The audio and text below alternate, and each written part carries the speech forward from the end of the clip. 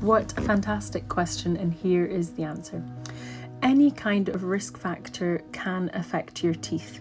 Now, risk factors can be our brushing, they can be the bacteria in our mouths, they can be how long things are staying in our mouths, they can be the type of foods we're eating and drinking, and those are all things that can affect our oral health.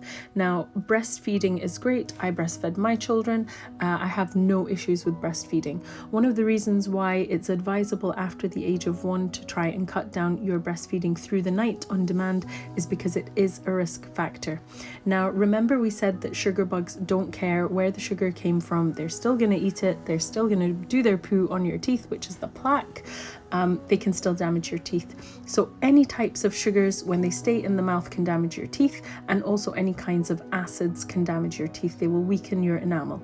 So what we need to do is we need to make sure that we are cutting down the risk factors. Now, sometimes people say to me, but I breastfed my child through the night all the time from, up to the age of 2 or 3, and they didn't have any problems. Fantastic. But not everybody is that lucky, because maybe they had less other risk factors. But if your child has more risk factors, like having weaker enamel, having the different bacteria in their mouths, this can all be against them, and it might end up with problems for their teeth. So my advice is after the age of 1. And why do we say after the age of 1? Because that's when the teeth have been in the mouth for a while, and that's when we start to be needing to be a bit more careful.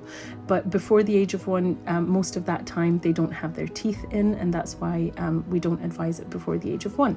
Now, you also have to remember that the bottom teeth are continually protected by the saliva in the mouth, but the top teeth are not. And that's why we usually see problems with feeding through the night attached to having problems with the top teeth, because they're not protected by the saliva throughout the night. Now, I know that I said any type of sugar. Remember that cow's milk, the lactose in it does not break down in the mouth and isn't fermented, so it cannot turn into sugar in your mouth. However, it does become acidic. So if you all took a mouthful of milk and kept it in your mouth, you would feel over time it would feel acidic, and that is what can damage your teeth. So basically, we don't want anything to stay in the mouth for a long period of time that is sugary or acidic, which is why we don't advise feeding through the night. The other thing you need to bear in mind is that it's all about frequency. So having 1 feed through the night and cleaning after it is fine. 2 feeds, cleaning after them, doing something basically to protect after you've done the feed is fine, but you need to be aware that it is a risk factor. And I wish you all the best with your breastfeeding journeys and your toothbrushing journeys as well.